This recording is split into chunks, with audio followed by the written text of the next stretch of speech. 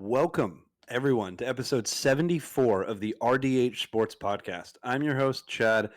Joined alongside me is my brother, Tanner. We got a New Year's Eve edition for you. How's it hanging today, dude? We got less than 24 hours left in this year, and honestly, I can say with a matter of certainty that I'm ready for next year because football has been maybe the worst season to date, in terms of the Cowboys, in terms of the Browns, not looking too good on either of them. The Cowboys are somehow tanking in the wrong direction, and it's Indeed. been fun. Fantasy, definitely a fun year, definitely a big fun year. I had a lot of success. I think I made championship in 2 leagues, and I made the semis in 1, and I unfortunately did not win any of them, but they were all very, very good matches, and a lot of them were out of my control. So there's not really much you can do except give yourself a chance to win. But this will be the first year in 3 years, I think it is, that I won't be taking home any type of trophy. But you being the person that denied me 2 of those trophies, how are you feeling on this glorious Tuesday, the last Tuesday of the year? Hey, we talk football on this podcast. I'm just going to take everybody through what happened to me through my fantasy run. Okay, so we're going to go 3 leagues, and I got a friends league that I've been doing since I was in high school. I got a family league that I've been doing for the last 5 years. Been in the championship all 5 years. Lost every one of them except this year. Thank you. Then my brother Tanner, to the right of me. If you're watching on the tube, if you're not, just get on there. RDH Sports. You know what I mean? If you're on Spotify, come look at our faces. Also, we got some cool sweaters every now and then. But his league as well, and I took home that one. But the friends league that I played was absolutely absurd. First week in the playoffs, I should not have won. The opponent, my hockey buddy, may or may not have sat a player that I was absolutely shocked about. And then the second week in the semifinals, I played against Jalen Hurts, who happened to get hurt, and my guy that I played hardly even broke 100. And so that was an easy win there. And that was the first place seed. He only lost a couple games all year and almost the reigning MVP. He was second last year and already won the league. And then this week, I come into my league and I am a 90% loss at this point going into the afternoon slate of games. Well, Achane, I ate my words on that one this week. Let me tell you that. Should have picked up Tyreek over Achane if you're, DraftKings or whatever. They play different positions. But Achane didn't do anything. Nope. And then he had Ford from Cleveland who got injured. And he had Spears who did good, but he went out in the third quarter with a concussion. And then Jordan Love, we were saying before we got onto this episode, has been a horrendous fantasy quarterback. He had 19 points, and he got a touchdown at the end that saved it. So I went from a 90 to, like a 60 to 40%. And then Kliss, the linebacker for Atlanta, who I picked up, this is how I know ball. That guy got an interception and a tackle for loss. All these tackles got like 11 points. And then it was a 50-50 shot or a 60-40 shot. I was down by 13 points. And I had George Kittle and Deebo Samuel on Monday night. First of all, a 60% chance when you're only down by 13, you got those guys. I don't know. I'd go maybe like 70-30 there. But won that league. And then the family league, like I said, been there 5 years in a row, gotten smoked every year. Every year. Tanner's done it the last 2. He was going for a 3-peat. And then Tanner's league, I just so happened to almost, 200 points every single week, which was absolutely absurd. We also play 2 quarterback leagues, but that is enough fantasy talk for this week because I'm riding high. I've never won 3 championships in an entire year. Got to go into it a little bit, Perfect. right? Let's go into football. We're going to talk about college football playoff as well. We've got some Rocket League coming up later, and we've got a college football prospect profile for you as well. But we're going to talk about playoffs, kind of clinching scenarios, what's going on this weekend. We're not going to do our usual matchups, but they're going to be kind of mixed in here as well. All right, Tanner, let's jump into this. First, we're going to start out. We got the Baltimore Ravens. The Baltimore Ravens are playing Cleveland, your team. That's why we're starting out with them. They're on the afternoon game. How they can clinch is by a win, tie, or Pittsburgh loss / tie to Cincinnati. This Ravens team, this is a good team. And they play Cleveland, who hasn't been a good team. And Cleveland is your team. That's why we got to start there. What do you think are the Ravens' chances here? I mean, it's pretty, They're almost going to win the division at this point with Pittsburgh, who we'll get into right after this. But they're going for the division win right now because they're Mhm. leading the division because they took down Pittsburgh.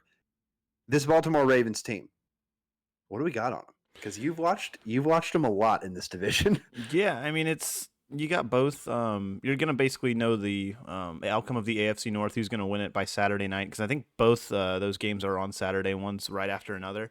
And I think Correct. the Bengals is on the night slate, so they're at the 7 p.m. So the Bengals are gonna know what they have to do, or at least the Steelers, I will say, will know what they will have to do, in order to make the playoffs. Or I guess if it won't matter, because if the Ravens win that game, then the Steelers won't even be able to win that division. So they will be locked into that 5 seed.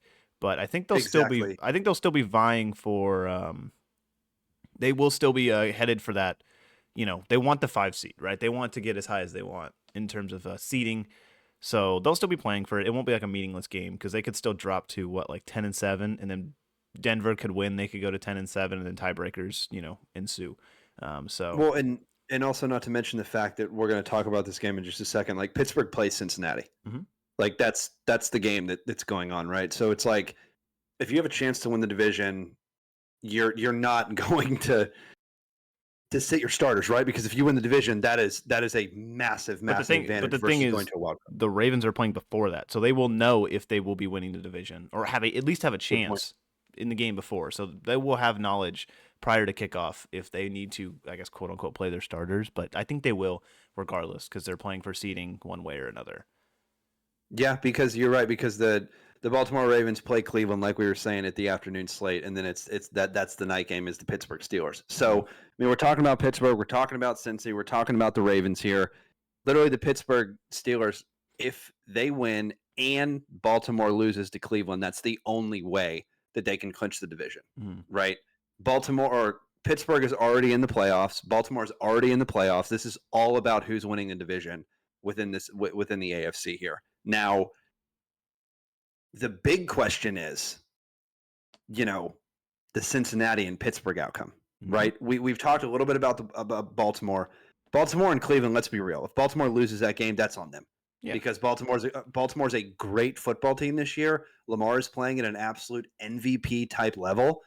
And the fact that he gets to have a potential layup against Cleveland, at that's a huge, huge week 18 matchup if you're the Baltimore Ravens. Now, but let me say this. Cleveland's got a nasty defense. They've got a nasty defense that likes to turn it on when they play in division opponents, Mhm. specifically. So it's going to be a good one on the afternoon slate. But like you said, that outcome of that game could potentially determine if Pittsburgh plays whoever they're going to play. Now, does that mean Pittsburgh's going to sit Russell Wilson for Justin Fields? No. I don't think anything like that is going to happen. And since he's going to come out all guns blazing, and shout out to Higgins and Joe Burrow. Thank you for the I mean, fantasy win in the Family League. yeah, and here's the thing too: is I think if you're in the AFC, you want the 5 seed. I don't think you want the 6 seed because do you want to go and play in Baltimore? No. Do you want this? The 7 seed? Do you want to go and play in? Oh, I don't know, Buffalo? No. So I think the 4 seed right now is Houston, if I'm not mistaken, and they're gonna probably be the lowest remaining seed. So I would want to go and play Houston, especially with how they've been looking as of late. They just haven't really been able to get the same type of production they got last year on offense. So if you're a Pittsburgh Steelers team that prides himself on defense and these grindy matchups, then that's the type of game that you definitely want. But obviously, you want home field advantage over all else. So you're going to continue to hope that Cleveland can give you a miraculous dub against the Ravens and somehow sweep them on the year. But and that's what you're hoping for. But even if, let's say, the Steelers need a win, I'll say that. But the same thing on the other side of the coin, which we haven't even talked about, is the Bengals need to win bad. They have to win, and they need, I think, a Denver loss and a couple other things need to go right. The Bengals playoff clinching scenario is a win plus Denver loss versus Kansas City. Kansas City's already locked up the number 1 seed. And a Miami Dolphins loss / tie at the Jets. That's not off base. No, That's not off base.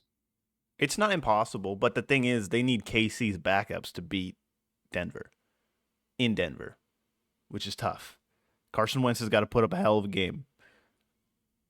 Oh yeah, I read that wrong. You're 100%. Yeah, I read that wrong. I was that was yeah. That's on me. The dyslexia kicked in there for a second. It's No possible. shot.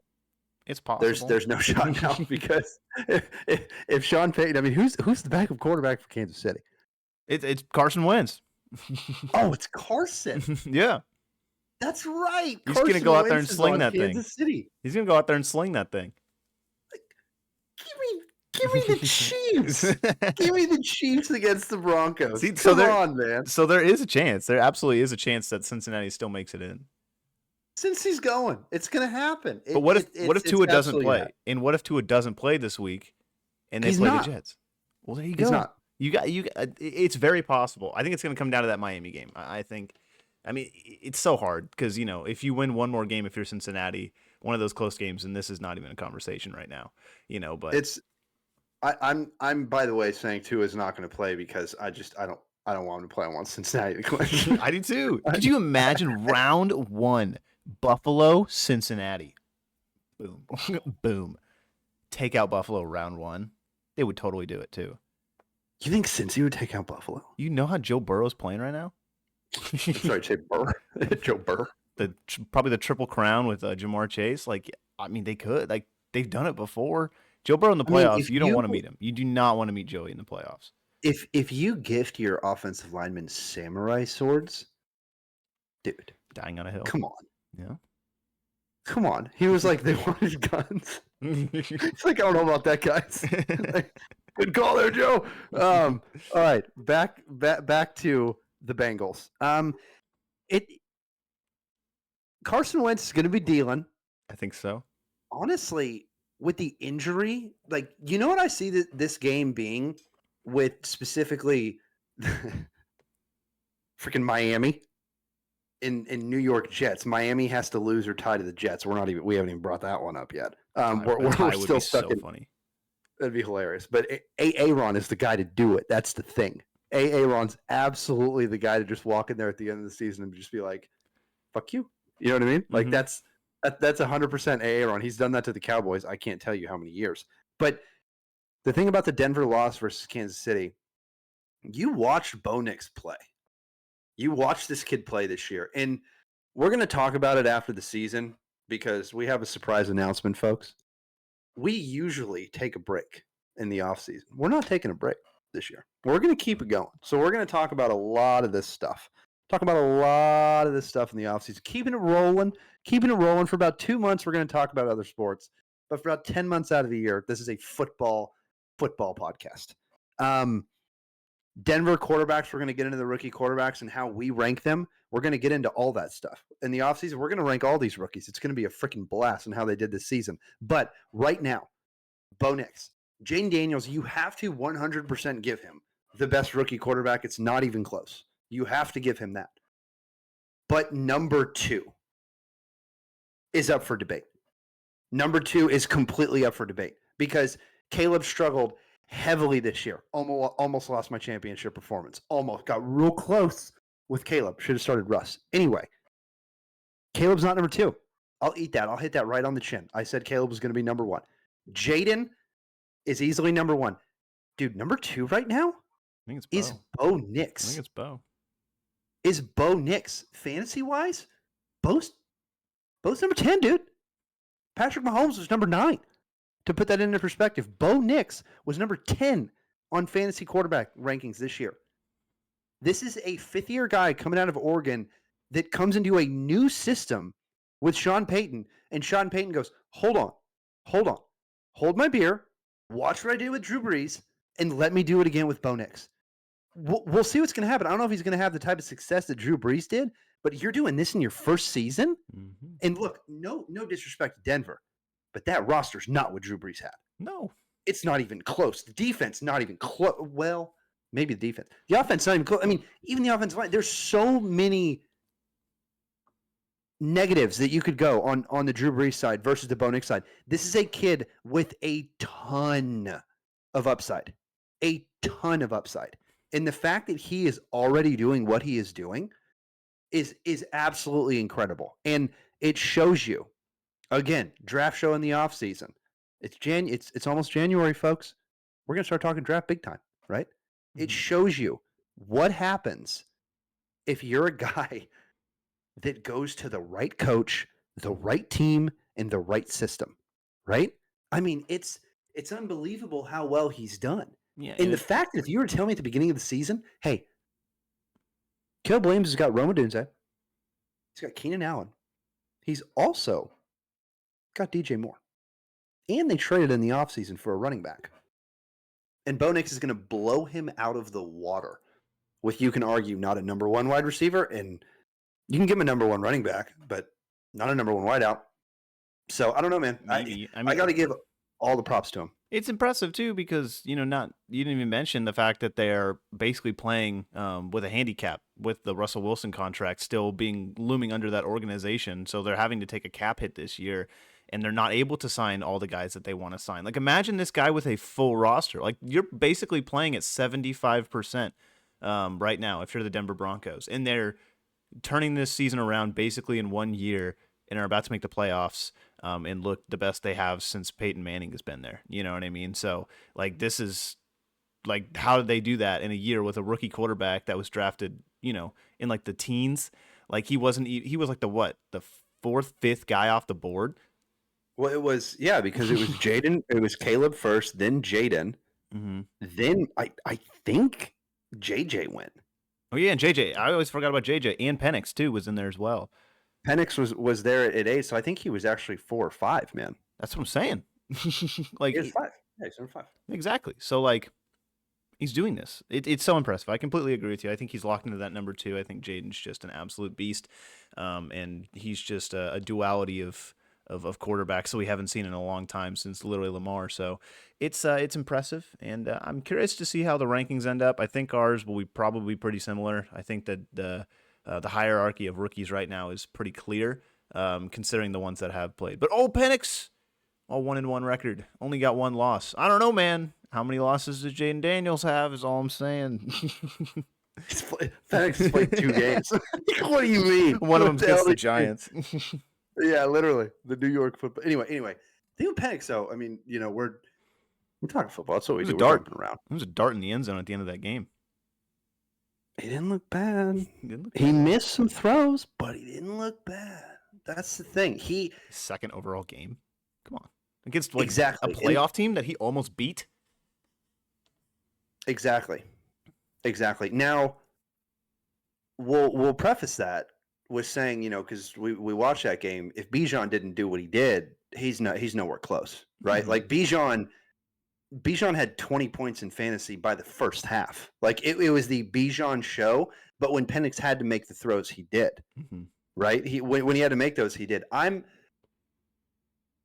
To me, it's a foregone conclusion in Atlanta that Kirk is gone. It's gone. Now, we need to look within like the cap situation to see how much the cap hit is, because there's no way that if you cut him after the first year, it's going to be that friendly, unless the Atlanta Falcons front loaded that contract, Mm-hmm. which it could happen. But Kirk right now is number 2 or number 3 on the quarterbacks in terms of free agent market this year, because I think Atlanta's just going to cut him. Now, you have a lot of money tied up in Kirk, so I get it. You can bring in a lot of other pieces, but is Michael Penix the guy? Well, like you said, he's only played 2 freaking games. One of them was the Giants and one of them was the Commanders. 2 completely different football teams. I mean, completely different. We're not even on the same planet with those football teams. And decent showing against the Giants. Decent, not bad in his first NFL start. And then the second start, you start to see it. My biggest thing is, and I talk about this all the time when we do the prospect profiles, the inconsistency when they have an open receiver down the field. I can't tell you how many times I saw an open receiver with Atlanta and he just missed it. Now, there's top 10 quarterbacks in the league, and to hit those throws, that's how you got to be top 10 to hit those throws. And there's 32 total guys in the league, right? Not everyone hits those throws. Not everyone's a top 10. Not everyone's a top 20. Hell. So we'll see what's going to happen. But from what I saw with them, from the gunslinging ability, from the fact that you have a tackle on the right side, you got to remember, Michael, this is a big thing that people don't realize. Michael Penix Jr. is left-handed. Mhm. You don't have a left tackle playing his blind side. It's a right tackle. A lot of right tackles have never played in that situation because they may have never had a left-handed quarterback. So now they're the ones protecting the blind side. And you heard on the broadcast with the Atlanta game specifically this past weekend about how much trouble they have had on that right side. So a rookie quarterback going to start in and not even really being confident in that side is a bit sketchy. But we digress and went to Atlanta. We're back to Denver Broncos now. I don't know. Go ahead, I want to say too. I want to mention it's kind of funny. I think it's interesting that the Atlanta Falcons have two quarterbacks now in their history that are two black quarterbacks in their history that are both left-handed and have one letter away in their last name from the male genitalia. Which is, if you think about it, what? Kind of a cool stat. You know what I mean? That is a stat that will never be replicated. Ever. Never be replicated. That is a stat that we need to get engraved and put it on one of our walls. Michael Penix, just stay away from dogs. Just Didn't even take 30 minutes this week. All right. Hey, he's a college football quarterback or coach now. That is in the past. That is before the internet happened. Not really. It was right when it was going. Yeah, that was brutal. But hey, Michael Vick at Virginia Tech was one of the coldest dudes alive. Let's just say that. One of the absolute coldest dudes alive. Okay. And he's pretty good. He's got some big shoes to fill. Anyways. Oh, man. Okay, Denver Broncos. How the Broncos can clinch. They got a win, tie, or Cincinnati loss at Pittsburgh, plus Miami loss to the Jets, like we said. Realistically, the Cincinnati loss, tie at Pittsburgh, that's tough. That's tough because since he's going to be going all out. Miami loss and tie at the Jets, you could potentially do that. So for me, the Denver Broncos, they can clinch. I mean, that's how they clinch a playoff berth, but they got to win. Broncos win. They got to win. That's it. It's just that simple. Then you have the Miami Dolphins at 8-8. They play the Jets, like we were saying. They win, plus Denver loses to Kansas City. I wouldn't throw in a ton of chips on this one, especially with the. I don't know. It's just you watched Tyler Huntley play last week. He played well. But a team that's going to make it deep in the playoffs, I don't think so. No. Now, you're already at the 8-8 record. And you're already at the time where you're not playing for a draft pick. Technically, if you make the playoffs, you lose a couple spots in the draft pick, but not a whole lot at this point. Mm-hmm. So it kind of depends on how they're going to finish out the season. And honestly, what the hell is going to happen? What the hell is Miami's game plan? You know what I mean? Like, what is their game plan? Because they leaned on Tyreek Hill last week. That's what they did. They gave him the ball as much as they possibly could. Like I said, I'll eat it on the chin. And what they didn't do is give the ball to Achane. Mm-hmm. You can't really argue that they're saving Achane up for something because they haven't gotten a playoff berth. So I don't understand that at all. Yeah. I understand that he maybe wasn't having a ton of success. I understand that Raheem, a year removed from the most, rushing touchdowns in the league. But I mean, just give the ball to Achane and then throw the ball to Tyreek on third. Like it Couch Warrior over here just going hard. I don't understand it. You know what I mean? It's impressive. I mean, you look at like the lack of success that Miami Dolphins team has had since Tua has been out, and Achane is a completely different player. He's not dynamic. He's not doing anything at all. And I think that might be the reason why they kind of pulled him out. They didn't want to have any injury or anything like that, but in a game that is deciding for your future, it didn't end up mattering. But as a Devon Achane fantasy owner this past week, it was really tough when they just sat him on the sideline and was like, "Okay, hey Raheem Mostert, what's up, dude? You want to relive last year's past? Like, yeah, let's do it, man." It's a little frustrating when one of your best players is just not on the field. I get it. I think he had some issues with like an injury or whatever in that game, but I think he came back and he was cleared to play and he just was standing on the sidelines with his helmet on. And so I'm not really understanding that. I think you try and get creative ways to get him the ball, screens of that sort. It's McDaniels. I think I love his offensive system. I've given it so much praise in the past, but it's just really weird the way that they won. It's not Miami Dolphins football. That Snoop Huntley's just tossing the ball around pretty much every time, and it's like, all right, I guess this is what we're doing now against Cleveland. So it's it was a weird way to win. Not my favorite Miami Dolphins performance, of course, but a win is a win at the end of the day, and I think they kicked Cleveland's butt, and Cleveland looks like hopefully they get the number 1 pick as well, which is kind of on the horizon. Hopefully we get a Patriots dub, maybe a Giants dub in that vein as well. But well, the Giants look like fucking Thanos right now. moving over, they destroyed moving the over. Colts. Yeah, and we both picked them up in fantasy as our defenses, and that didn't pan out. That was -2.5 on my side. Nope, that hurt. Yeah, that hurt big time. Going over the NFC side, Atlanta Falcons, they play Carolina this Sunday. How Falcons can clinch, they win, and Tampa Bay loses to New Orleans. I wouldn't bet on that, folks. I don't think that the Buccaneers lose to New Orleans. That Don't think Baker so. Mayfield show was absolutely insane. What do you got on this Falcons team?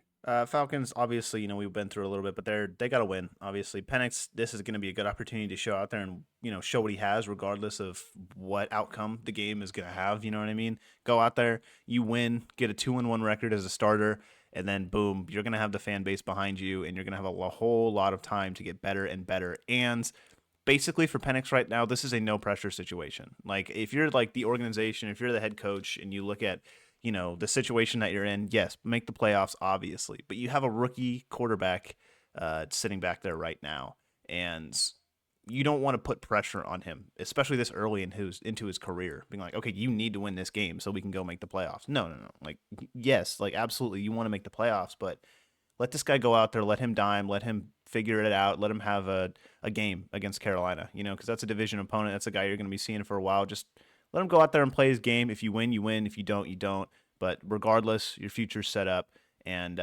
just give him some in-game reps against NFL starting caliber teams and see what he can do. Because you still don't even know what you have with Penix at this point, with the wild decision of taking Kirk out. But is the offense more efficient at this point? I guess, you know what I mean? Maybe. But if he goes out there and he destroys Carolina, that's going to be a big statement, especially to the rest of the league, especially to Falcons fans being like, I'm the guy.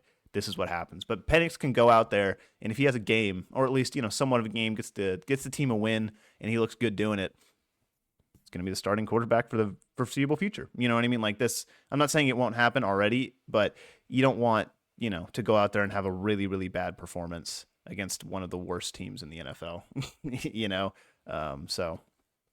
And specifically too, to hit on that matchup, like you've got a Carolina Panthers team who Bryce Young is starting to look like a guy.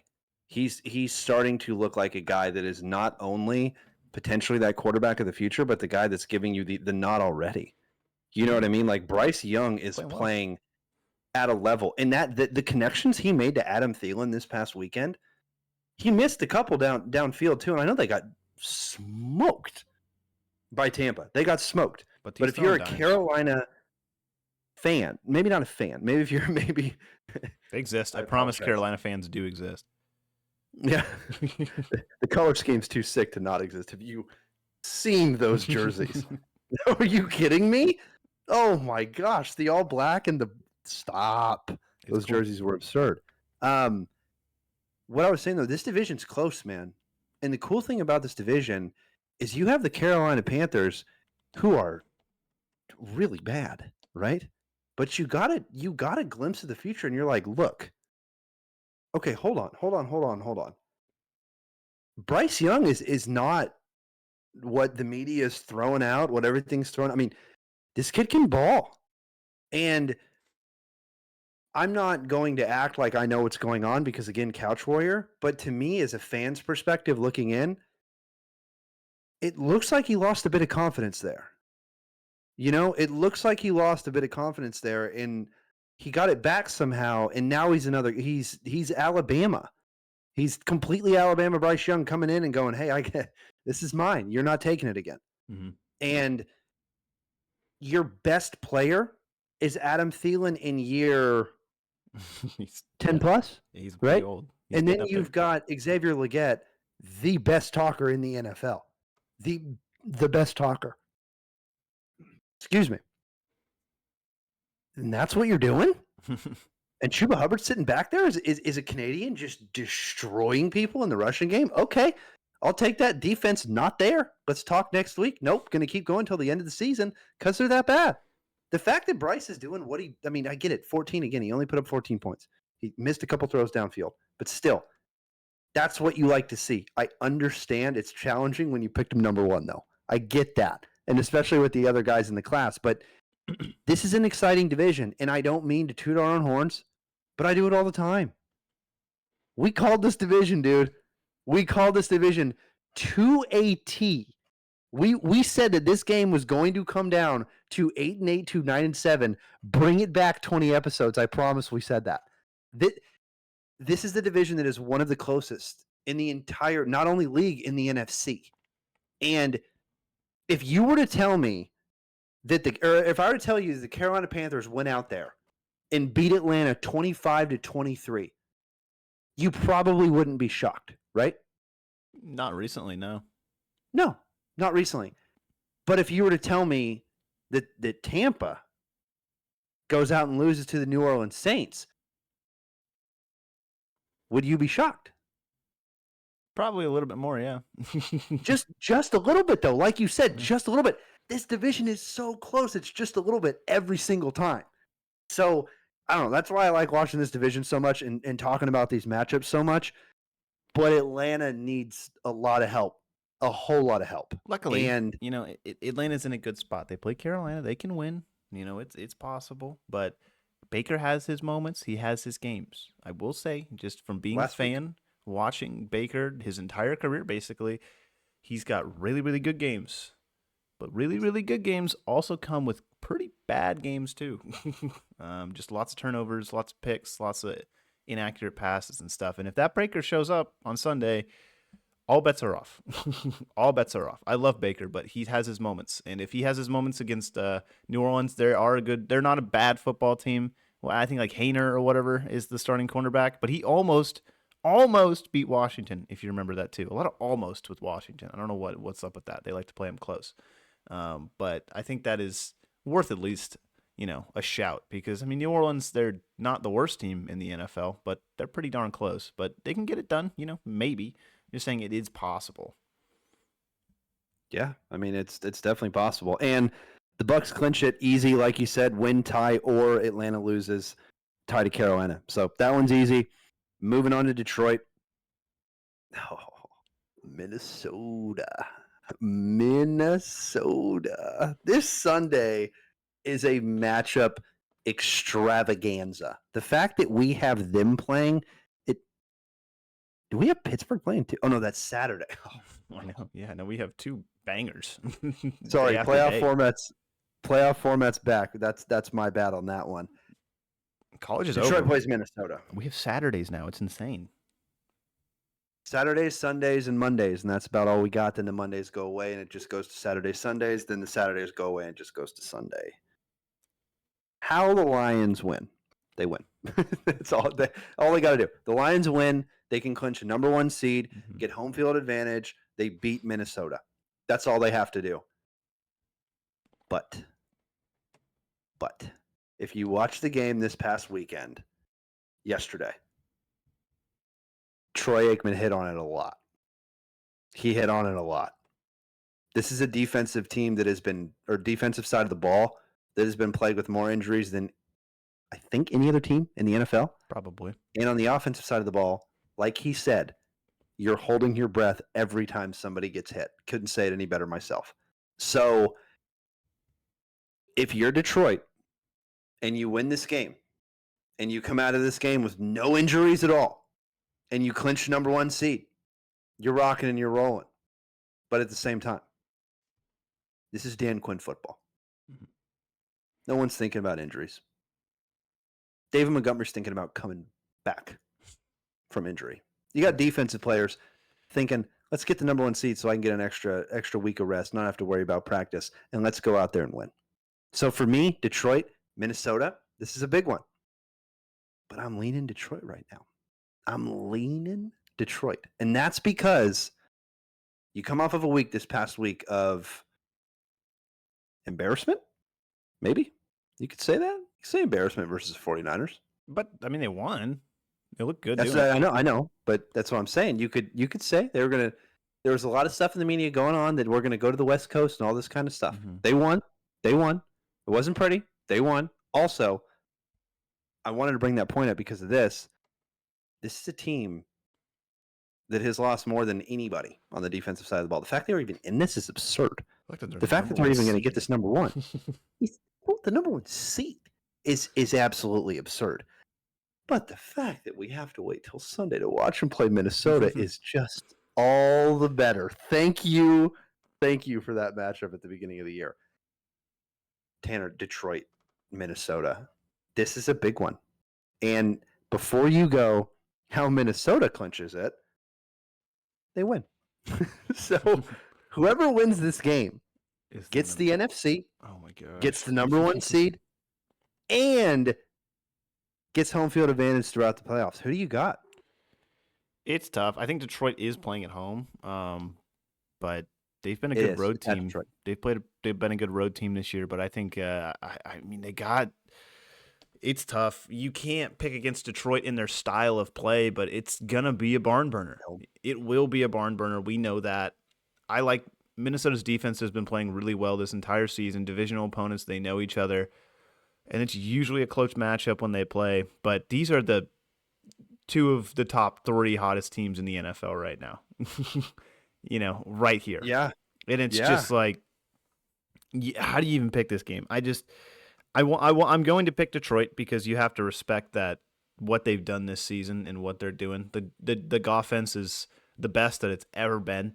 But I will say, when you have to rely on your offense to win you games, it's not a winning formula a lot of the times. When your defense is the team that's carrying you, the defense is giving you chances, getting stops, getting off the field, and giving your offense an opportunity to put points on the board. That's obviously what you want to do, especially in this is now a playoff game.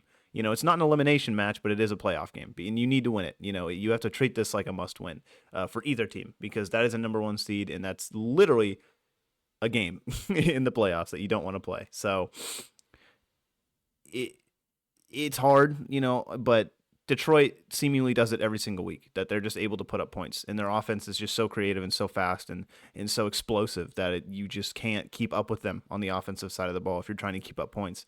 Now, the other team on the other side of the field can also do that pretty well, and their defense is pretty darn good, so it's going to come down to what Sam Darnold can do. I think we know that the Lions are going to be able to put up points. Their running game's going to be just fine.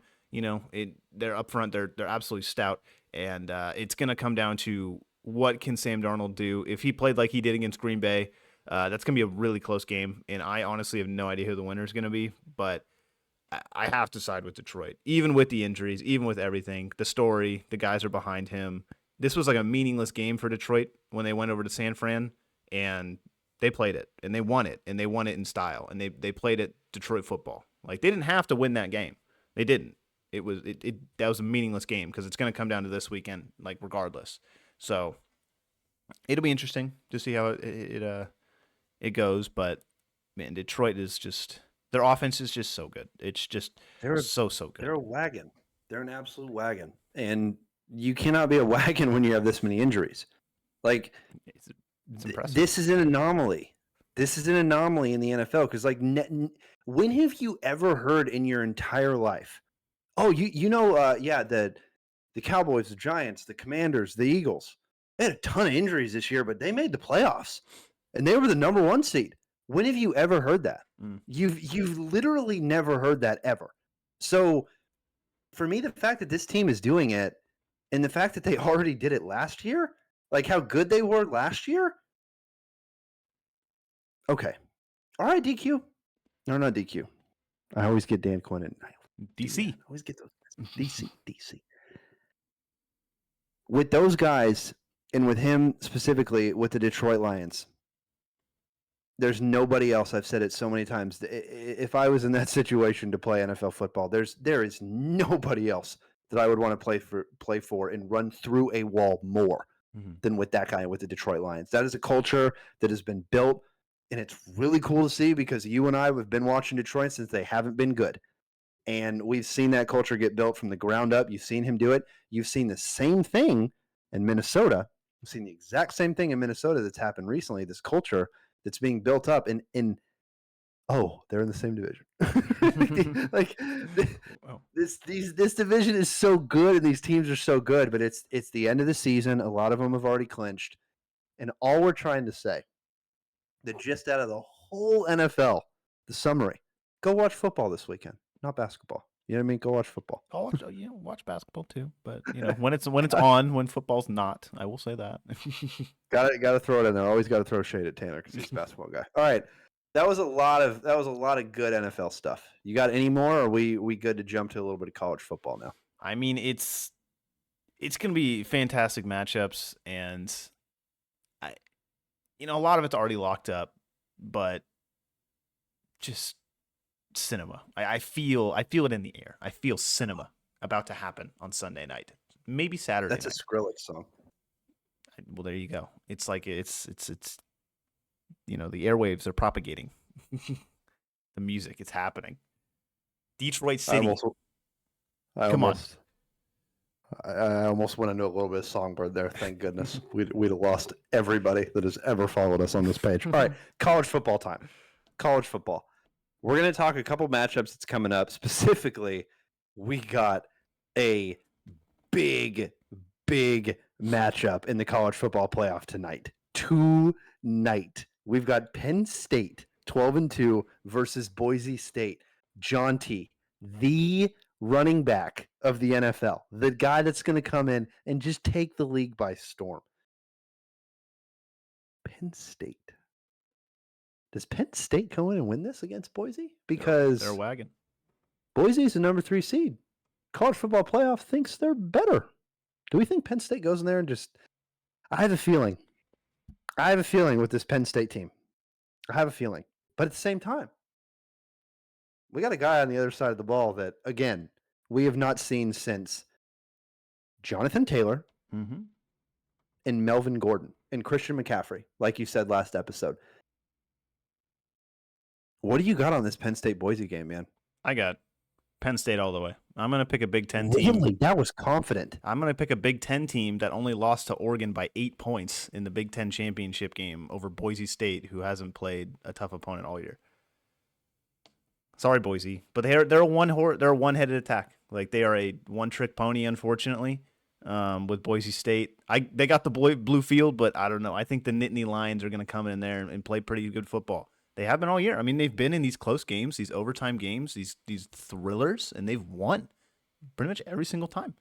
Like the only game, like that's like the only blemish that you can really look on their schedule is that Ohio State game, I think. They have 2 losses. You can look at that Penn State. We can look at those losses, see kind of where they went wrong. One of them was to Oregon in the Big Ten championship game. The other one was to Ohio State, which they played in. They lost by 7, and they held Ohio State, one of the best teams in the country, to 20 points. And they lost again to Oregon by 8 points. However, they did let Oregon put up 45. But they put up 37 on the best team in the nation. So I got Penn State in this one. I think that this is a good team. They're a lot better than in years past, and I think that they're going to move through. But I think this could turn into a match. But Boise State has to play football, the type of football that they haven't played all year. Like, they have to get their quarterback. They has to get some absolute dimes through the air. Like, they're not just going to let Jaunty beat them, because that's, like, they're going to load the box. This is the biggest team that we've seen Jaunty play against. And, frankly, I'm probably going to pick the team in a bigger conference almost every time. I mean, I get it. I totally get it. And that's the fun part about the college football playoff, right? That's the fun part about this new expanded bracket, the fact that there's 12 teams that get to go in. You can have a team like Boise State and Arizona State hold 2 of the top 4 positions, right, in the college football playoff. Like, that's what? At the beginning of the season, if you're like Boise State 3, Arizona State 4, I'd have been like, there's absolutely no shot. But These teams have had incredible seasons, and you can't take anything away from those seasons. And to hit on Boise State, like you said, with the one-trick pony, that's fair. Mm-hmm. That's fair. That's very fair because that guy's going to go in the first round. That guy's going to go very high in the first round. Talking about Jonty, and I don't know if anybody else on the Boise State side. To me, so far, I've watched about 30 guys that I'm thinking that are going to go in the first round. I haven't seen anybody on the Boise side other than Jonty. So I'm right there with you. ESPN right now has him favored as a 13-point underdog going into this game with Boise State. So if that tells you anything, that's a bit, it's a bit much. But this is the fun part about college football playoff this week specifically, because you get to see if Arizona State can go take on a powerhouse like the University of Texas. You get to see if Boise State gets to take on a powerhouse like Penn State. You get to see Oregon, Ohio State, Notre Dame, Georgia. You got stupid matchups today and tomorrow. Stupid matchups. But the Cinderella stories or the fun stories, you know what I mean, could come from both of these teams. It could. And unfortunately, both of these teams play first. But Boise both be knocked out. Boise's at home. And I think that's where a lot of Penn State gets that, that kind of that mentality. Like you do not want to go and play, at Penn State Stadium. Like that is no. So the fact that Penn State is playing on the road kind of does help. The whiteout shirts. Exactly. Oops. Exactly. No. Penn State's no, absolutely not. But if you look at it, how much of an advantage? That's a great point. How much of an advantage is it for Penn State to go into Boise State in Texas to go into Arizona State versus the opposite? Yeah, there'd be virtually no way the other way around. Yeah, no way. That's a really good point. Well, you brought into the next game, Texas at Arizona State. Believe it or not, this is crazy. Arizona State is only favored to lose by 12.5 points on ESPN. Only 12. 12.5. Oh, sorry. Is what they're saying on the old ESPN app. But what's interesting is Penn State is supposed to beat Boise by 13. I don't know if Arizona State's better than Boise, but at the same time, do you think Texas is that much better or that much worse than Penn State? I don't know. I don't know about that one. I don't like that projection. But anyway, we all know who we think is going to win this game. We could both be wrong. We're going to go Texas here. I'm assuming you're going to go Texas too. But what happens with this Texas team if they struggle with Quinn in the beginning? What happens? That's right. That is the massive question that everybody that is not dialed in to the University of Texas is asking. I don't know what quarterback's going to start. I'm assuming it's going to be Quinn Ewers. Have to start Quinn. But Arch Manning is a guy that is the program's future, and it's not even close, and it's starting next season. Now, Quinn struggled up and down the road. If Quinn struggles in the first half, do they pull an Arch? Because when they played Georgia, I saw him do it.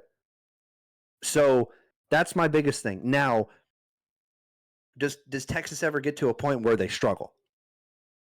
Because you can argue that Texas could be the best team in the country because they only lost 2 games to the same opponent. And if you watch both those games, the ending was I don't know about that one on the second one. Anyway, 12.5 points. Does Arizona stand a chance, do you think? I mean, it's a Chick-fil-A bowl. They got to be giving out free Chick-fil-A. I mean, maybe that hypes them up. I mean, yeah. They love Chick-fil-A over there in Arizona. But no, but they're at home. Like they're at home, and it's going to give them a little bit of a chip on their shoulder because Texas is not playing in Austin, but Arizona ain't too far away from Texas, so I think you'll get a good representation of Texas fans over there, and they travel well, especially when their team's in the playoffs, and their team can have a chance at winning. So they're a team that seems to get better, as the year goes on. They're a team that whenever the lights are the brightest, they seem to shine pretty much brighter than anyone else. So obviously I'm going to pick Texas here, but to your question about Quinn, It's interesting. It's such an interesting conversation because the thing that it just reminds me of is back in the national championship. I don't know how many years ago, with Bama, and when they benched Jalen Hurts and then Tua came in, and then that was it. You know, that was going to be boom. That was the moment. That was like, all right, we did it. We just like, you know, we put Bama on their heels. They're benching their quarterback. Everything's going to go wrong. Tua comes in, throws dimes, wins him a natty, and it's like, okay, that was a good decision, Mr. Nick Saban. You know, so it could go that way. It could, you know, absolutely turn the switch, flip on the electricity for the University of Texas, or it could blow up in your face. Art can go out there and look horrible because he hasn't played all. Like, he's been in packages this season. He hasn't had like a full starting season. He's had games which he has played well in, but not against opponents of this caliber. But in my opinion, I could be wrong, but I think you ride Quinn as long as you possibly can, because as soon as you start playing this revolving door at quarterback, you're not in a system anymore. Your receivers don't have any stability, any constant at the quarterback position. So it's just going to put every single other position in jeopardy because it's a different playing style. Because Arch Manning is a different quarterback than Quinn Ewers, just by the virtue of have you seen both of these two guys play. They're very different quarterbacks, and they play completely different ways. So when you go in there and you just flip a switch like that, seemingly instantaneously when Quinn is not playing well, then that throws your entire game plan away. You're making a new one on the spot. You know, so it can result in good wins, like I said with the Nick Saban win in the national championship, but that's not something I think you game plan for. That's not something that you want to do, right? That's because Quinn is struggling. So I think I would want Quinn to go out here. I would love for him to have an amazing game. I think he will. I think he'll play really well against Arizona State. I want him to go out there and get his confidence up because he's going to play an absolute juggernaut next week against Ohio State or Oregon.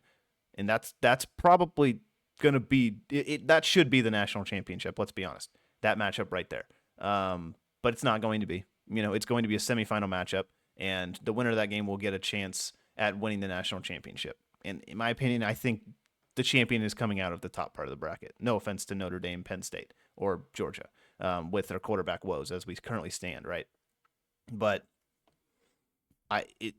it's a massive question, and if you play your cards wrong, then you look like an idiot, you know. So I'm so used to that. like it's gonna be it's gonna be a decision. So I think you ride Quinn. I would love to see him continue. It's his senior year, I'm pretty sure, and he's going out there. Love to see him get to another national or a national championship and see if he can and get past the semis, and see what he can do against a really, really good team next week. I know we're kind of riding off Arizona State a little bit, but that's just because it's the University of Texas. I think they're going to win. I like him a lot. They have that spark, they have that talent. So it's going to be it's a decision. That's going to be the decision that will define their playoffs.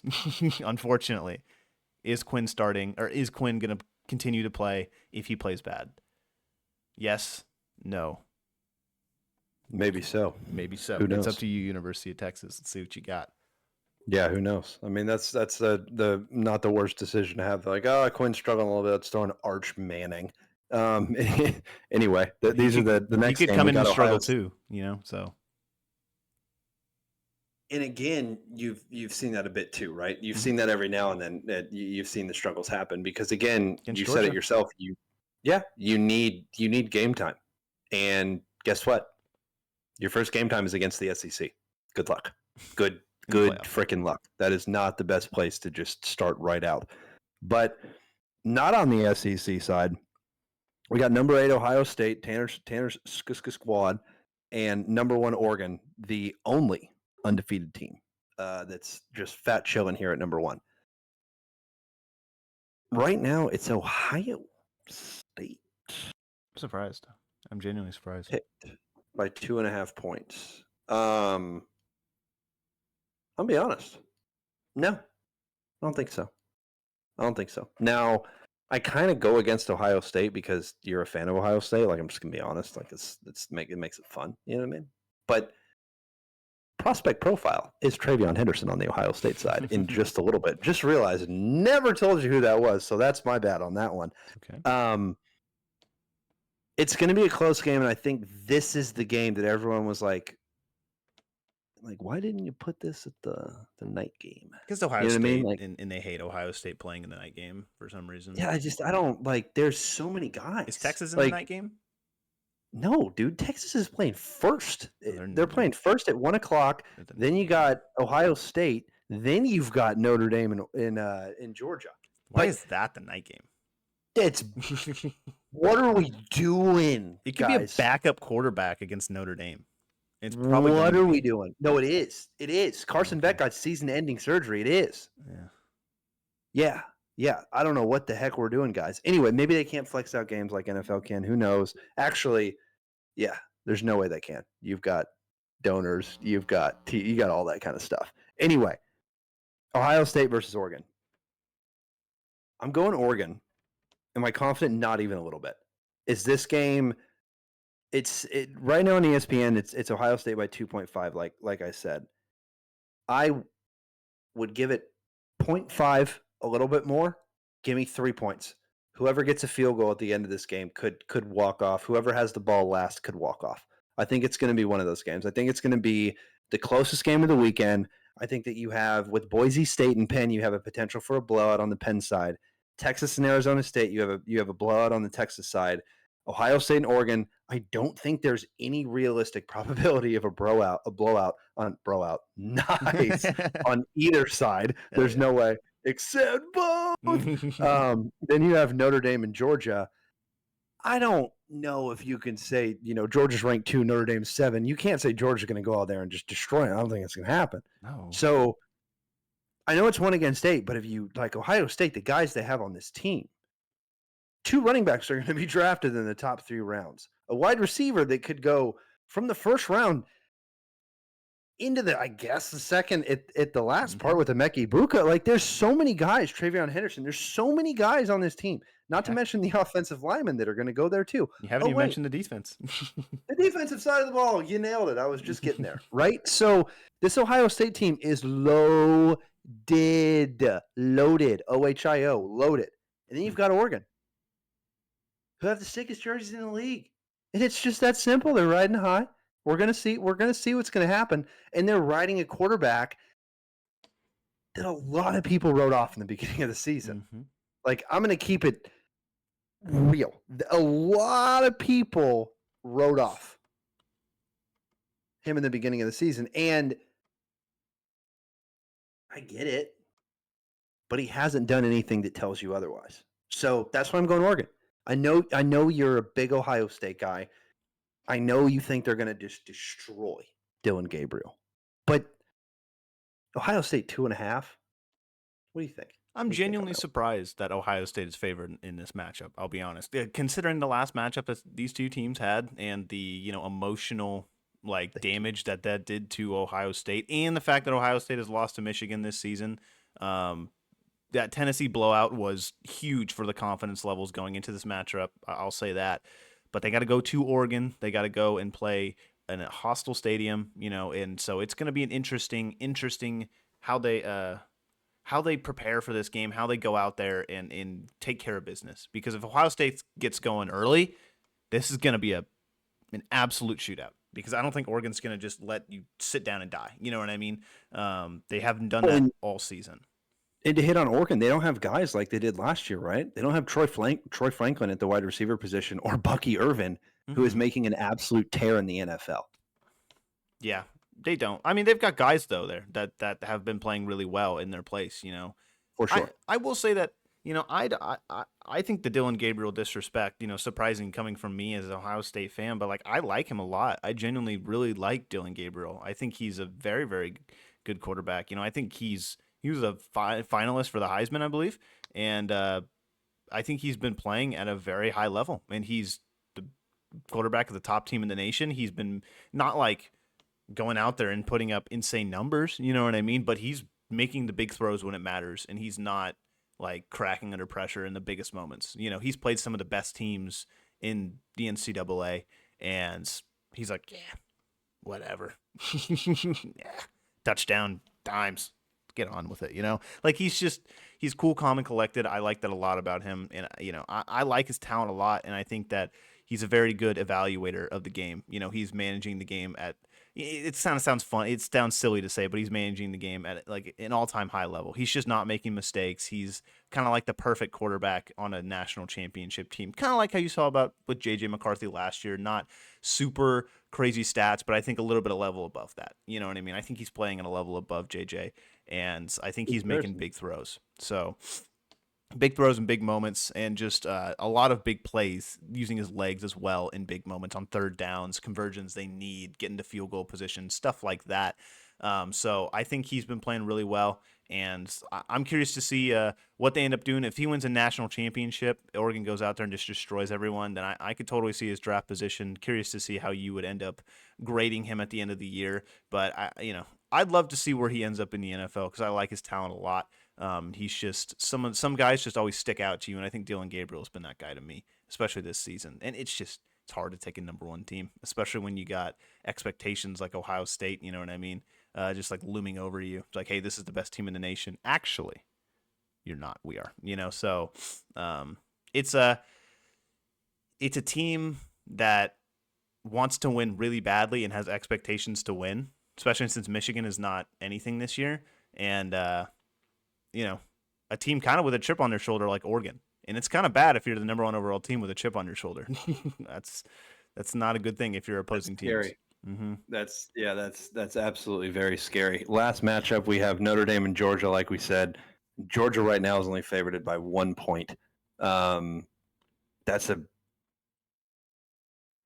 think they're only favored by 1 because of the backup quarterback situation. Mm-hmm. I think if they had Carson Beck, I think that Georgia's favored by couple more. 2.5, like probably 3.5, maybe 4.5. But this Georgia game's all up in the air with the quarterback, like you said. It is completely up in the air. I have no idea what's going to happen with this game with the backup quarterback. Oh, wait. I do, because I know who the backup quarterback is. I've seen a lot from Notre Dame this year. And not the first game of the season, because they beat the Aggies. They barely beat the Aggies. When they lost, arguably the worst loss they've had in franchise history. The way they came back from that loss at the beginning of the season, I don't know if I've seen another team like it come back from that kind and turn it around the way that they did. Embracing the fact that we got beat when we shouldn't have gotten beat. We got beat by a team that we paid to get beat by. And now they are sitting here 1 game away from the semifinals of the college football playoff. Like, this is the Notre Dame Fighting Irish at the best point. Mm-hmm. You know what I mean? This is a team with history. Mm-hmm. This is a team with a lot of culture. Mm-hmm. And this is a team that could knock on the door of the semifinals against Georgia because of the quarterback situation and because about all of the questions that are arising there. But Georgia's still an SEC team. Georgia's still got the top 5 recruiting classes the last freaking 19 years in a row. Exactly. Right? They've got guys everywhere on the side of the ball. Offense, got them. They're better than your guys. Defense, got them. Better than your guys. Backup, sorry, your tackle gets hurt. It's okay. Throwing a 4-star, throwing a 5-star. It's not that big of a deal. When you're going up against a powerhouse like that, you can't have a bad game. So it's simple. You have to hit on all cylinders and beat Georgia, unless Georgia doesn't hit on all cylinders. And then all you got to do is score a little bit more points than them and win the game, right? Simple formula.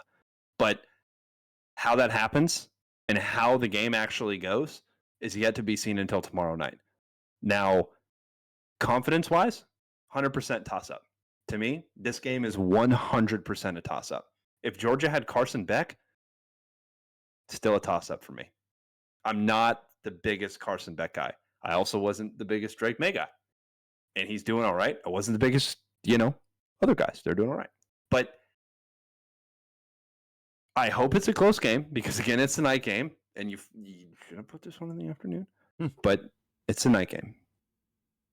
Do you think Notre Dame shocks not only the world but the SEC, and just takes out Georgia. You think so? I think Georgia takes it still. I know it's kind of surprising, but I think Georgia still takes it, and I'm just giving them the benefit of the doubt right now based on exactly what you said, because I think that you made a really good point in saying that, yes, they don't have their starting quarterback, but they have won 2 national championships in the last 3 years, and they do have multiple very, very good recruiting classes in those years. So Gunnar Stockton, I think he's like a sophomore, but he's had all this time with the starters. He's had like almost like a month. it seems like 2-3 weeks with the starting guys since the SEC championship game. And he's had just time and time and time to get used to these guys and get in reps and get in situations. And they've prepared, for the fact that we know, that we don't have the quarterback that's been here all season. So we're going to prepare for it. But, we're going to play our game, and Kirby's going to get them going. Don't you worry. This is Notre Dame's known for their defense. So we know this is going to probably be more of a defensive game, which I think does kind of benefit Georgia a little bit, since the offense is the side that they're questionable about right now. So I think if they get the run game going, they're obviously going to try and establish that very early on, and they're going to probably get Gunnar some easy throws, some quick throws, some stuff that is confidence building, and maybe take a shot downfield just to surprise the heck out of everyone. But they have dogs, no pun intended, over there in Georgia. So I like what they're doing. I think that given the time that he's had to work, at least the limited time that he's had to work in this system, I think he'll do enough. I'm not saying he's going to go out there and be an absolute phenom. That could happen, I guess. But I think he's going to do enough to get him the win. And I think Notre Dame is going to have to play the best football they have all season, I think, to win this game, because it's just Georgia. I mean, the athletes that they have on that team are just insane, absolutely insane. And on the defensive side of the ball, they're as advertised, basically. So for Notre Dame's perspective, it's going to be like, can we stop Georgia on offense? Okay, cool. But can we put points on the board when we're on offense?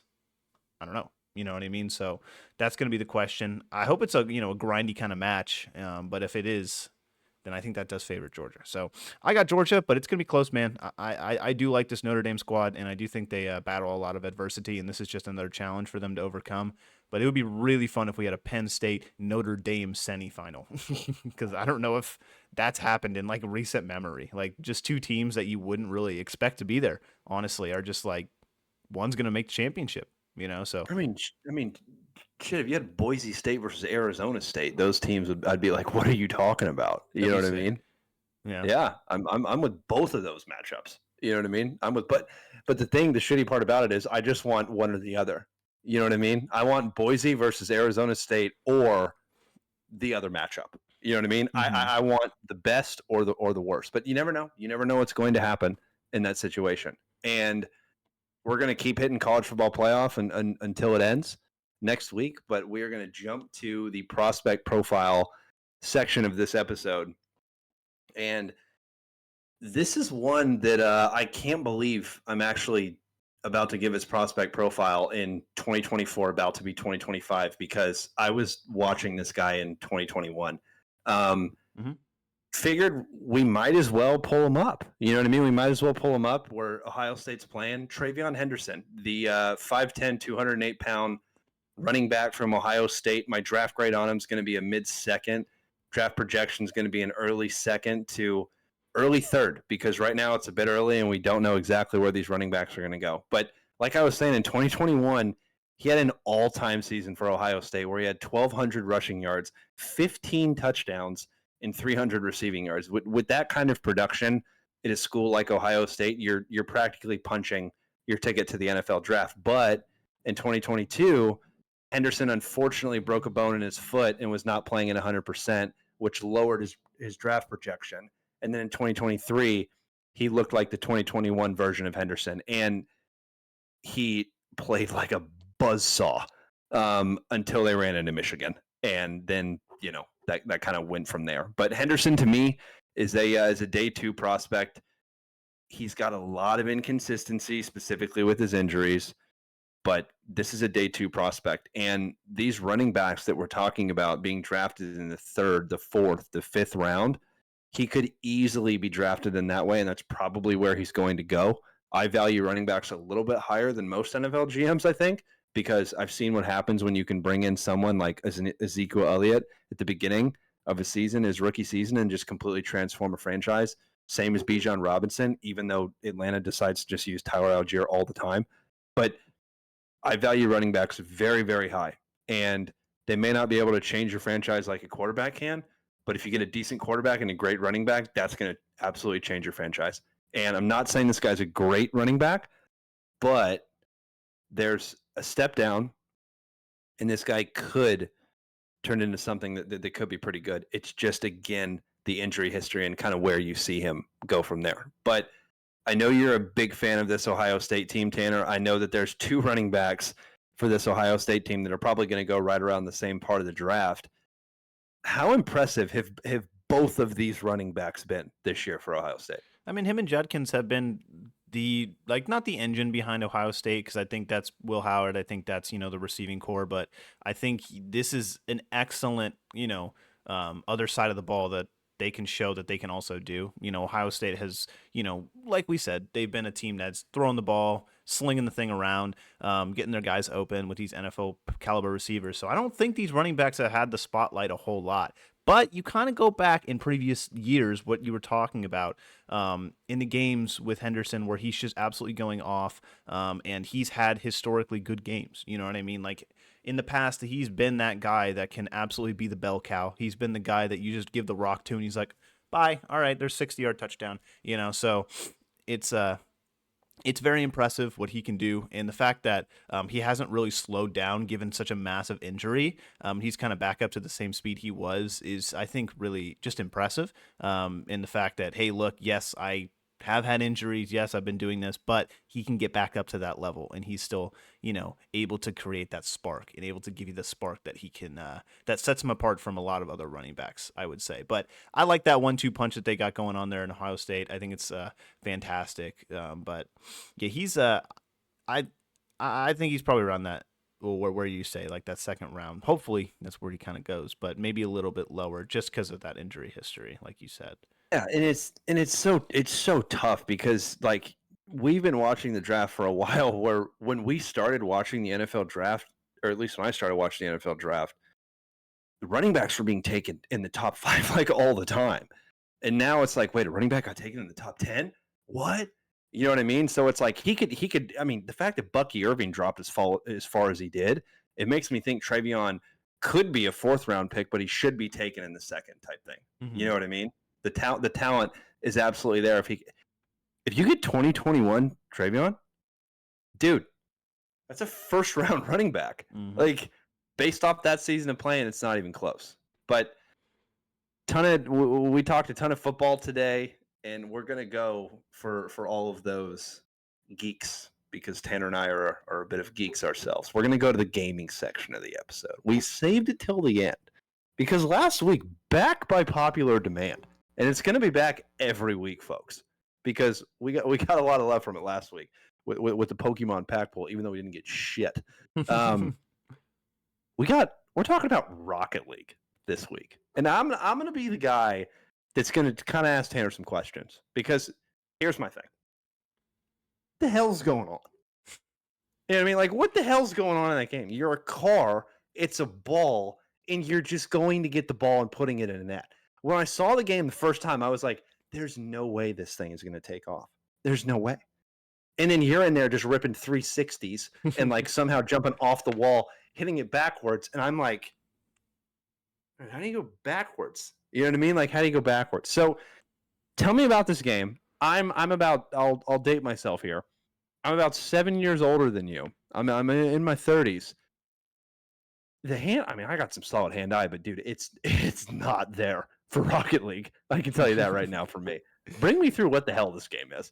Where do you even start? Like, obviously, on a very surface level, it is, put the ball in the net. It's soccer with cars, and they can fly, basically. Just using a, boost that comes out of the back of their cars. But it's what I like about it, and just to get into like the mechanics at least of the game, but you have games, you have FPS games like shooters and stuff like that. They'll add new guns, they'll change the recoil patterns on guns. The CS will change, the damage of certain guns, or buff and nerf certain things about the game. But the thing about Rocket League is it hasn't the core mechanics of the game haven't changed since launch. This game hasn't really changed like at all. If you could say in that nature, they've added like quality of life updates, and this game was released 2015, 2016. So almost 10 years at this point, and it really hasn't had a game update other than like content that they added to the game, different cars, stuff of that nature. But with that, I do like it because the game over time has almost created its own meta, and what I mean by that is it's almost kind of evolved in its own unique way. I will say like you have games like Counter-Strike, and you have games like any fighting types of games, any obviously the big ones, League of Legends, Call of Duty, things of that nature, Fortnite. Throwing Fortnite. Oh, Like that's me. I threw it in. Yes. when you watch like Pro League and things of that nature, or just like esports and things of that nature, like things are constantly MLG. changing. Things are constantly changing, and pros and stuff like that, and just players in general have to adjust to the changes, and the meta will shift based on the changes that the developers made. So it's almost like the developers are creating this meta, right? In Rocket League, that's not a thing. The players are the people who create the meta. When you pick up the game and you start playing it, the only thing that's going to stop you is, kind of like your inability to be able to do this with the ball. Like it's a full creative game. You can do whatever you want. There's not a quote unquote right way to play the game, right? You just kind of go out there and you put the ball in the net whichever kind of way you want to. So that's why I like it. I've got a lot of hours in it. It's one of my favorite games of all time. And that's kind of why I wanted to talk about it too. But I don't just only play it. I do kind of watch it on that esports level as well. And I'm pretty knowledgeable, I would say, about it. I've been watching it for 4 or 5 years. And it's very, very good and very entertaining. Would recommend if you are interested in esports in any kind of capacity, League, CS, Fortnite, anything of that nature. It is very entertaining, and it's basically like you're just watching a really entertaining soccer match that gets like 4 to 5 goals a game, and there's like multiple games in a series too. And the players are all very, very good at the game, and you can just see them like fly with the ball in the air. And it's like, how the heck did you just do that? That was really cool, dude. When you have like, people from the outside that, are big FIFA fans like myself, big sports games fans like myself, right? And then you throw in something like this where it's like, wait a second, it's kind of a mix between that, and then you bring in a not even a bit of skill. Like you got to have a lot of skill to do it, right? And it's cool to see kind of how games change whenever they take off big time, and you kind of get to reflect and look at it. That's literally why we brought in this segment, because we get to see how big the game has gotten. Don't think we're not talking about Fortnite. I was there season 1. But Rocket League is a game that has just absolutely transformed a specific part of gaming, right? Like a part of gaming that you were talking about that just keeps the base and just continues to build off of that base and continues to make that base of that game better. And to me, I think you're giving all of the hands and all of the claps to the developers at the beginning of the time, because they got it right, right? They're not continually changing the game over to kind of go with what's going on now. At the same time, if you're making money doing this certain battle royale within the game mode, hell yeah, why not go to that? You know what I mean? But it's different. That's why I like games like Rocket League and Fortnite, and like you have so many different games within a game. True. It's pretty cool. And for me with Rocket League, it's like, again, I tried to play it one time and I said, absolutely not. It's not going to happen. FIFA is I'll go there and I'll get destroyed, specifically by my friend Zach. I haven't beaten him one time. And NHL, I'll take you all day. But it's a fun game that got brought up out of absolutely nowhere that I don't know. Whenever I heard about it and I saw you playing, I was like, what is this? Like, what even is this game? And then I saw the following behind it. And then I saw the MLG, the Major League Gamers, like all these guys have all these competitions. Specifically, if you're in the, the Texas area, they had championships there with Rocket League and in big stadiums in Houston and Dallas, or in Arlington. Sorry. Like, these are massive, massive things. And esports now is really cool, because when I was growing up and I was a kid, it was get off the game. You can't get off the game. And it's like, okay, I'll get off the game. I'll go outside. I have no problem with that. I was in the age, luckily, where I got to grow up and come back when the lights turned on. But now you can get scholarships for this shit. Yeah, you can. And it's crazy. Like, it's absolutely insane. And Rocket League is a very, very big collegiate sport. So It is, and funny enough too, like there's multiple Texas schools that are very good at it. I think I want to say UTA, University of Texas at Arlington. I want to say that they're a very very big college Rocket League school, and they produce some pros, which is fun. And it's like right like 3 hours away, and it's like, oh, that's pretty cool. You know what I mean? and so actually, at one point it was just like, oh, cool, yeah. But it's not as big as I would want it to be, but it's kind of dying just based on just esports in general, just as a dying breed. But I would love more people to go out there, watch the esport, give it as much attention as you can. It's so entertaining. Every single person I've showed it to have loved it and have been so entertained and watched it multiple hours of multiple tournaments, and it's just like, this is really good. Like, it's genuinely like, you don't need to have an understanding of the game to watch it. It's like you turn on a soccer match. Let's say, it's like, all right, I'm going to watch Premier Leagues on Sunday. Boom, I turn it on. I know this team needs to get the ball into the net, and the one with the higher score at the end is going to win. That's how Rocket League is. And that's it. There's a lot of things that happen in between getting the ball in the net, like flying cars and things of that nature, but you can follow it pretty easily. And there's so much drama and storylines. It's not like League of Legends where you have to know a full loadout, like what each position is doing, what each like hero, what their talents are and what their skills and stuff can do. Or Overwatch, or stuff of that nature. You don't have to really know specifics about the game to like be a fan of it. Well, and to hit on that point, right? Like, for me, the gamer, the gamer that games on PlayStation, I've never gamed on PC, so right there, a lot of gamers are like, psh, get rid of this guy, right? I play a lot of sports games, and for me to I got into Twitch, I got into all that stuff when it was COVID, because I was like, all right, there's no sports on. Mm-hmm. What do I got? Like, I got to find something, and that's where I found Twitch, and I found all these different kind of games, and like with Rocket League, it is a game that you can follow if you're just a casual fan. I had a roommate of mine who was a League of Legends fan, and I had no clue what was going on. Mm-hmm. No clue. I had no idea what was going on. It was so fast paced. I had no idea. But watching Rocket League, I mean, I've sat there and watched a couple with you when you've been watching it. It's easy to follow. Like you said, it's real easy to follow. And if you can't play it like me, go ahead and follow it. Or, I don't know, maybe we, instead of a podcast, we just start streaming and just watch Tanner play games. You know what I mean? Because Tanner plays, that'll be fun. We get an episode that we're playing some games. No, but it's like I said, it's a very, very fun. Obviously I have played a lot of it, so I just enjoy it, and I know a decent amount about it. But I've been to 2 world championships at this point for Rocket League. Both of them were in Fort Worth, and those were electric. Like the absolute scenes that you just see there. It's just like stadiums filled out for these 15 to 20-year-olds that are just absolutely destroying people, and it's cracked out of their mind. If you are interested in it whatsoever, I would recommend just going and watching it on Twitch. I think it starts like on the 3rd of January, which is a couple days away, the new season. And nice. North America, they're fielding a pretty damn good squad this year. They made it to the finals last year, their squad in G2, and they did not win, but they did get 2nd place, so they are very good. But that roster is still in North America this year, and they should be competing, I believe, with a couple other big rosters. But it's an international esport. You have the French, who are very, very good at it. You have players in the Middle East, like in Saudi Arabia, that are very, very good at it. They just won the World Cup like a couple weeks back.